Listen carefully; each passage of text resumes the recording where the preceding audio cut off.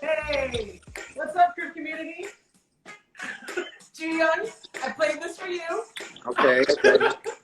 Taking me back to California. I like All it. right. What's up, group community? Welcome. I don't own the rights to this music, but I thought it was fitting for this evening. Hey, okay. Woo. This is my side gig, just in case the whole professor thing doesn't work out. The DJ thing. What's up, group community? Good evening. And for those of you newly joining us, welcome to 30 at 8:30. 3830 is a live Instagram show where every Wednesday night we take a moment, 30 minutes to be exact, to hold the space to talk about issues particularly relevant to Black and Brown communities. Those communities that disproportionately experience structural inequities and structural violence. Tonight, I want to welcome Dr. Jooyoung Lee to the Crib community. What's up? We're gonna get into it. So Crib community, when you come on in the room and hit share. Jooyoung, it's so good to see you. So good to see you too. Thanks for having me. Just a disclaimer, I have a little bit of an allergy thing going on, so if my voice starts acting weird, that's why. We got you. I'm popping my little halls right now to kind of keep the sinuses open and it's all good. The voice sounding good. It's all good. The first episode, I started choking and I lost my voice in midstream. It happens. The Crib community has got you, as do I, and clearly Nice. The hearts are going up. Nice. So mad love. Should we get into it? Sure, let's do it. All right, let's get into it. All right. So, for those of you who don't know, Jooyoung Lee is an associate professor of sociology at the Center for the Study of the United States, which is housed in the Munk School of Global Affairs at the University of Toronto.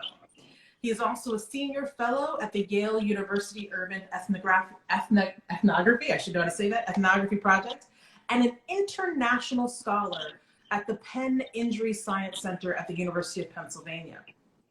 Dr. Lee's research focuses on how gun violence transforms the social worlds and health of young Black men in different contexts.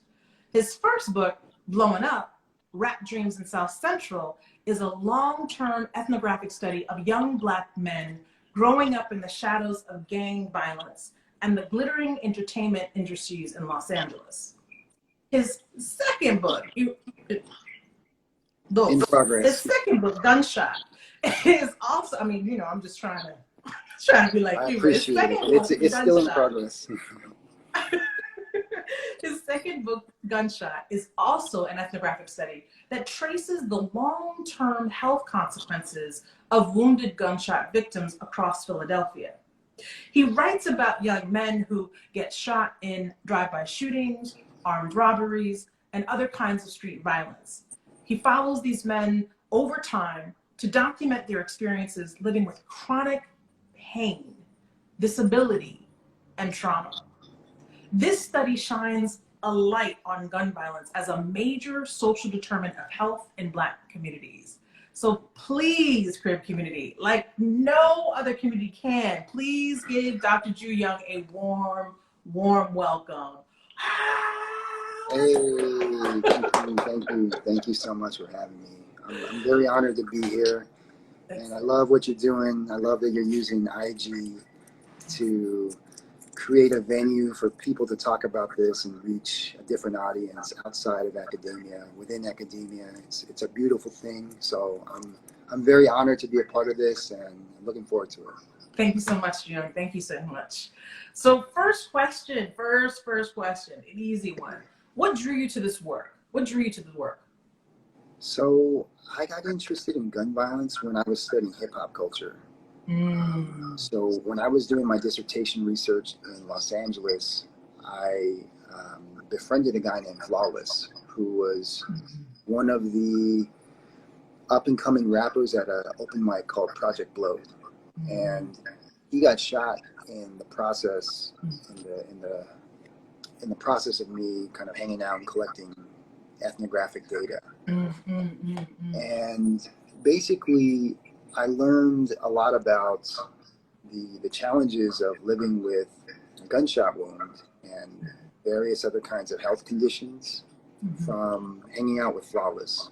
So at that time, my work wasn't really focused on gun violence as like an explicit thing that I wanted to focus on. It was, you know, I was focusing on creativity, how young Black men try to blow up and make it in the music industry, how they connect with creative people.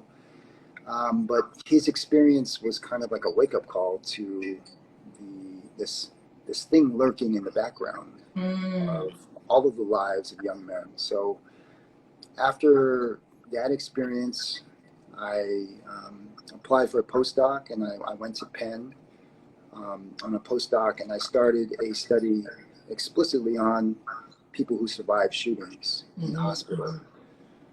So that became my new project.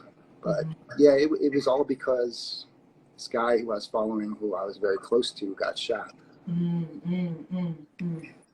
It's so interesting, you know, and I think you and I have talked about this very early on when Joseph made the connection for us, and then I started here at U of T, just the synergy of basically non-fatal and fatal gun violence, and how many times individuals who are shot and survive a firearm injury are also survivors of homicide, and that it's just this cycle of violence that is chronic and repeats itself, particularly for black communities. Yeah. Yeah, most definitely. And I think his experience, when I started talking to more and more of the young men who I was following around who are rappers, I shouldn't have been surprised, but I was, to learn that everybody that I met and talked to knew somebody who had been shot or killed. Right. That was like, it was eye-opening, because I had been there for a couple of years already, oblivious to the realities. And then when he got shot, and when I started talking to more people, I realized how, I don't want to say commonplace, but how many of the people I knew had already experienced that themselves, or knew somebody in their family or immediate social circle who had been injured or killed. So that was the inspiration to then put my energies in that direction. I'm so glad you did it. So glad you did it. So that I got to get my autographed copy, by the way. Oh, most definitely. All right. I wanted to dive into some work that I'm not as familiar with of yours, that I wanted to talk a little bit about. I think it's your Sharpe-funded research that examines how murder transforms families and communities, but that you take it a little bit further and you explore how we can use videos to enhance research on interaction and youth experiences of gun violence in Toronto. Can you say a bit more about that? Yeah, so I've been a part of this collaborative study for a while. Are you all getting feedback on your side, just out of curiosity? Just a little bit, but you're still here. I'm going to do something. I'm going to switch to my headset, and it might be here. So one quick second. All right. All good. This might make it easier to hear. All right. I'm hearing feet on my side too. You know, everybody's still shooting up hearts and stuff. So we're still here. We're still here. Okay, how's that? Is that better? Oh, perfect. I can hear you. That's great. Yeah. There's no feedback. Okay, that's good. Okay. So yeah, I've been part of a collaborative study for some years now that began as a study that kind of wanted to understand how guns got into Canada, but then morphed into a much bigger study about exposures to violence, exposures to police brutality, motivations for carrying a gun. Some of the stuff I've done on video is kind of separate and unrelated to that, but it's motivated by the question of, like, when do police encounters turn violent, and with firearms. So they're kind of like two separate different streams of work, but yeah, they're both things that I've been kind of developing while I've been here. Nice. And I kind of got into them in large part because, you know, as an American moving to Canada, I had this kind of naive image of what Canada was like. And then when I started looking at the data, the thing that jumped out to me right away was seeing that Canada was fifth highest in gun deaths amongst the OECD nations. So, Thank you. so I was like, as an American, I always thought, oh, Canada is this place where there's like nothing, no crime happens. But then I looked at it in comparison to lots of other sort of like peer nations, and I realized Canada is doing a lot worse than I initially thought. So those were sort of like motivations to get into that. Right. I'm so glad you brought that up because I think that what I'm experiencing again as a U.S. citizen working and living in Canada is that it's constant, like, we're not as bad as them.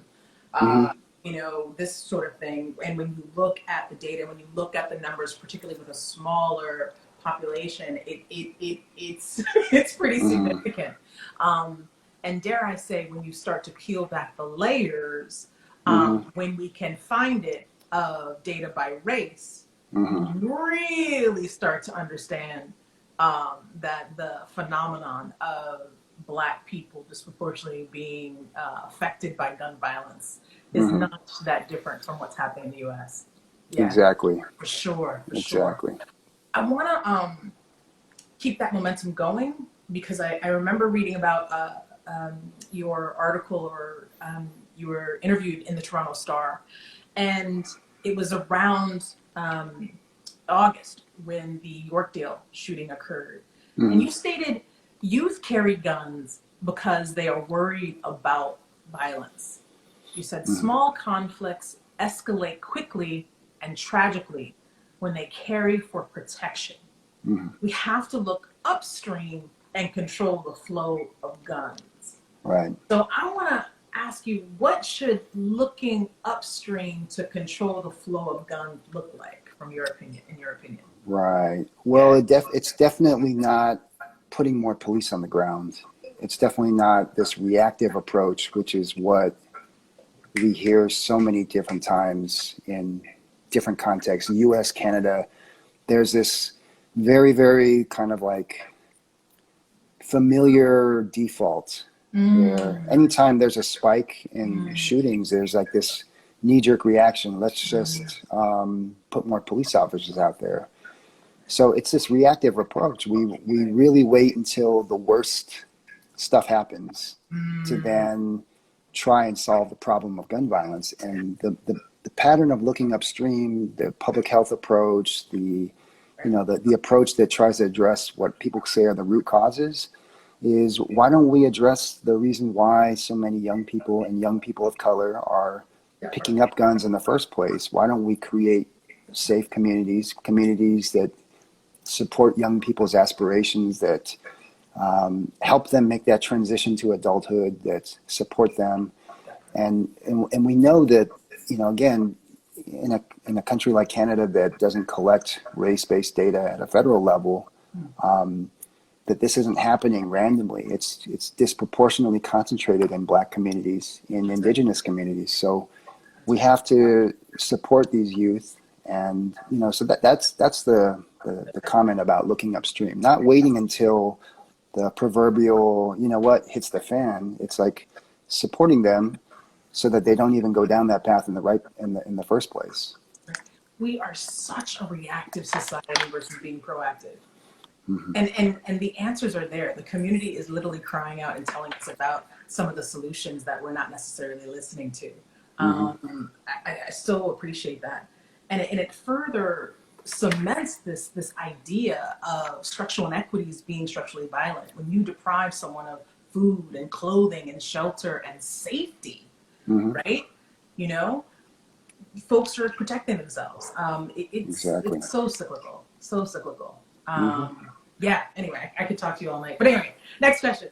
So last year in Canada, it was reported that there were 8,344 victims of gun violence. I'd be curious, I need to do the breakdown of fatal and non-fatal, but I digress. And quite often, policymakers' response to an uptick in gun violence, as you said, is to implement measures such as increasing police presence and gun bans, etc.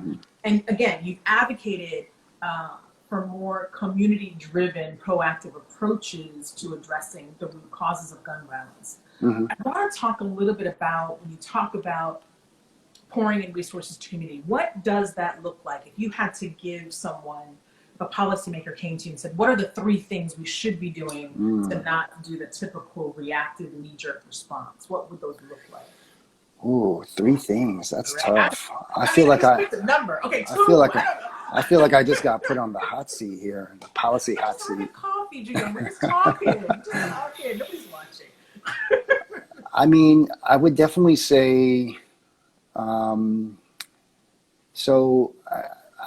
of the things that I can speak of is, the open mic workshop that I hung out at in South Central LA. It hosted at an artistic center called Chaos Network.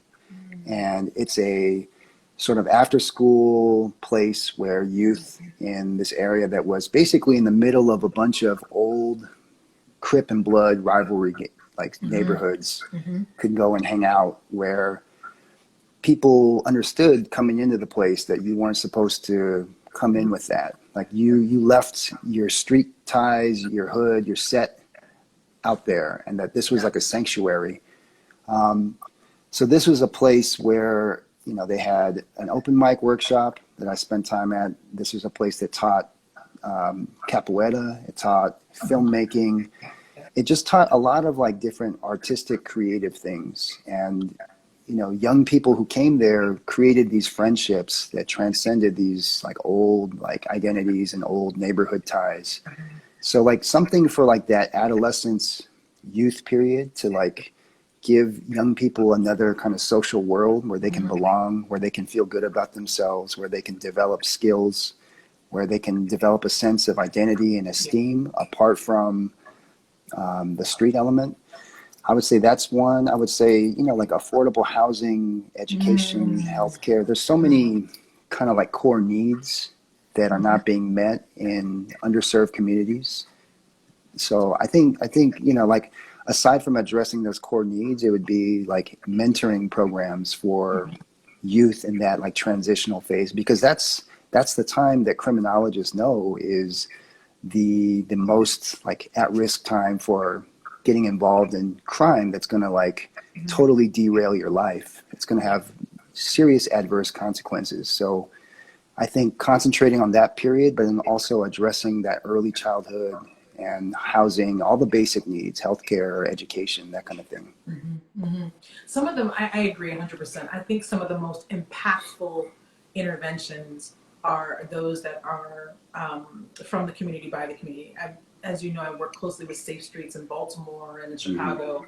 And, those are folks that are, either are coming from particularly violent neighborhoods, have been involved in a life of crime and are no longer, and want to save, the young folks coming up from, getting involved in that activity.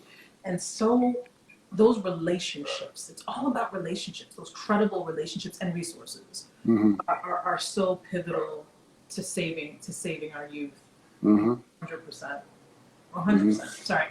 I want to circle back to the lack of data and the fact that the lack of data has really impeded upon the implementation of impactful policy to address gun violence. I'm wondering if you could say a bit more about a couple of things. To that end, what type of data should be collected? How should it be collected? And how might working across disciplines advance impactful gun violence policy? Right. Well, certainly in Canada, I mean, we need data that breaks down who's getting shot, who's most at risk of being wounded, being killed. So we know that anecdotally. We know that from journalists doing really rigorous work in cities, but we don't have a national data set for that. So we know in Toronto, for example, that young people, young Black men, Black women, Indigenous men and women are the most at risk. But we don't have anything that shows that across the country. So race-based data is important. I would also say that we don't have data on where crime guns are coming from. Something that I've been pretty like outspoken in the media about is that anytime we talk about federal level regulations in Canada, it's all based on the presumption that the guns are being trafficked or routed through domestic relationships when the trace data from police, the limited amount of trace data shows that they're coming from the US. So a lot of the gesturing and a lot of the policies from the Liberal Party and other parties has been focused on controlling firearms here when the limited amount of data shows that they're coming from the US. So it's just like stuff like that, where how many millions of dollars are we spending on enacting these like different kinds of legislation to control firearms in Canada without actually knowing the breakdown of how many guns are coming from here versus elsewhere, like the US. So I would say in Canada, at least, those are two very important kinds of data. And then just across the board, we need longer term data on the health outcomes and challenges of people who survive, because most people who get shot are going to survive. So what happens to them 10 years, 20 years down the road? And that's part of what my new book is looking at. It's really like how your health and how the health of everybody around you is affected for a really long time in a negative way. It's interesting. I was just talking to the head of VAR at St. Mike's, and really talking about we're doing a disservice to youth in particular if we're not using culturally responsive tools of measurement to capture trauma histories. Time and time again, we get reports of young Black men being expelled from school, suspended from school, or diagnosed with attention deficit disorder, and never once capturing the trauma histories and exposure that they've experienced. Oh, 6 months ago, your uncle was shot while you were walking to the corner store. Right. Oh, so-and-so's incarcerated, who was the primary caregiver for your family. So we really do a disservice when we're not capturing data, trauma histories in particular, I think very, very early on. Oh yeah, no, and you can see how those experiences just kind of trickle into so many different experiences and places that have, you know, impacts on a person's life. For sure. So I wanna, because this is the title of this particular season, and I'll actually, let me circle back to that because I think I have one more question before I want to get to the interdisciplinary one. Your research has primarily centered on the experiences of Black men who are victims of gun violence. What are some of the challenges engaging in this work, particularly in a university setting, and how do you overcome these challenges? There's so many challenges. Tell it. Just tell the truth. You need to just tell the truth. I mean, I think the hardest challenge, aside from the process of, you know, ensuring good ethics and ensuring that you're doing right by the people who are sharing their lives with you, is the emotional side of being a researcher first and foremost. And then, you know, I always say, like, if I don't feel connected and care about the people, then I'm not doing a good job in my research, and I'll do something else. So like, there hasn't been a single person that I've talked to, interviewed, or followed around for years that I don't feel empathy for and that I don't feel connected to, and that several people at the end I consider my friends who I still keep in touch with. So, and it's hard because now I'm in Canada, and my work before this was in Philly, and I spent like 2 years hanging out with the same people every week, you know, playing Xbox with some of the guys and just bonding with them. Like, I got into Game of Thrones because one of the guys was like watching that all the time, and it was season 1. He's like, "You got to watch this. This is a good show." And I was like, "Really? Like, it's about dragons and stuff?" And he's like, "No, trust me, dog. It's really good." And it is. And I think that's the hardest part, is like I get very close to people and emotionally connected, and then at some point I know that relationship is going to end, and then I'm going to move on and stay in touch, but it's just not the same. So Yeah. I would say that's always the hardest part for me. It's just like that, the closeness. And then like eventually in the back of my mind, I always kind of know at some point I'm going to be somewhere else, or I might be on another project or something. And then, so it's a tough thing, I think, for, especially as an ethnographer, to kind of, to balance. Yeah. It's so true. I mean, I find that as a community engaged researcher, I have to be out. And that's what's been one of many things that's been so difficult and challenging about COVID is I need to feel community. I need to be in fellowship with community, not only just to be responsible in the work that I do, be informed by a community perspective, but just to vibe and just to, I almost feel like I get spiritually fed, like I get energy, and I get very clear, because in this minutia of an academic setting, you can get lost sometimes. You feel me? But like I feel like my direction and my focus is very, very clear when I'm communing with community, for sure. Oh yeah, most definitely. Yeah, like I feel much more focused and inspired and just on it when I'm out there. And like, like the last, I don't know, 19, 20 months of just being in like relative isolation, it's just like I'm trying to find some inspiration or something, and it's definitely a challenge. Yeah, but you got the little one. Yeah, I do. He keeps me busy, that's for sure.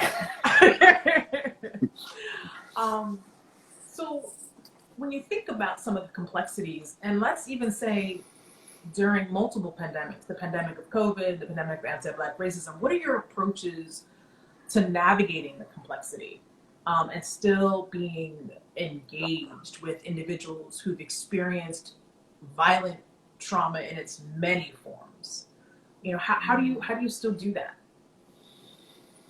I mean, I think one thing that one of my mentors told me in grad school about being a good field worker, being a good qualitative researcher, was just, he said something like, the best interviews, the best like data or information that you'll get from people is when you're not talking a lot. And it's just, so I took that to mean like, you just have to listen and just show that you're open to being there for somebody and hearing what they have to share with you. And that each time you spend time with them, you learn new things. And so it's not like an all-in-one approach where, like if you do a bunch of interviews and maybe you really hope that one interview is going to be everything. Like I kind of take a slow approach. I learn things like years later that are like the real thing that kind of like piques my curiosity.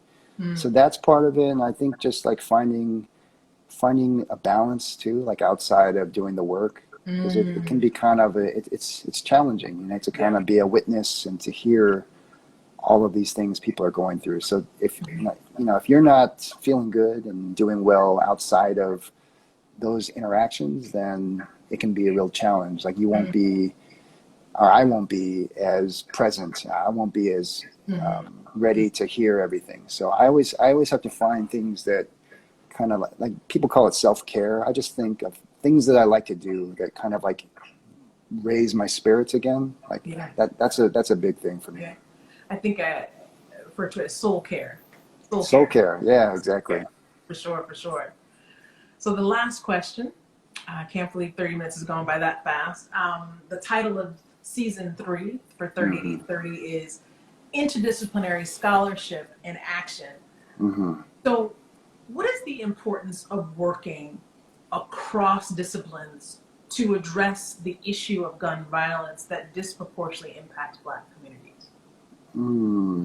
What is the importance of working across disciplines, and how do you go about doing it? Yeah, I think it's like humility. It's just like realizing that like your training and your methods and your background isn't like everything. And it's like meeting people like you, meeting people like Joe Richardson. It's like meeting colleagues like Rayshawn Ray. it's meeting. I have colleagues in nursing at Penn. You know, like, and just like realizing that a lot of people have the same goals, but maybe have different terminology or different ways of getting there. But and also just kind of celebrating the strength of collaboration. It's just like you know, like as an ethnographer, we're sort of trained to be like a lone wolf. Like you go out and you do your thing, and then you come back and you write about it. And like there's something kind of fun about that, and there's something also rich about that. But then there's something else about like, you know, combining powers. Like, you know, like I was a kid, I used to like that cartoon Voltron. You know, like it's just like combining like the Power Rangers. Like everybody has like a kind of a role to play, and like you can create something really great out of that, out of like working together with people who have like minds, but maybe different and complementary ideas. Wow. Combining our superpowers for greater good. Exactly. I like it. I'm a little bit of a Marvel DC comic fan anyway, so I'm feeling that. I'm feeling that. Yeah, for sure. Jooyoung Lee, thank you so much. I definitely am going to reach out because I owe you an email about some really good things happening at the crib. Nice. That I hope you can join and be a part of. But thank you so much for joining us tonight. Crib community, give Dr. Jooyoung a round of applause. A round of applause. Thank you so much. Thank you so much for having me. It's been really fun, and happy to see all of you in the chat, giving the little hearts and stuff. It's a fun format for sure. Listen, we like to keep it real from the head and heart space. But listen, crib community, as always, from our crib to yours, stay safe and keep well. Good night, everyone. See you next week. Take care.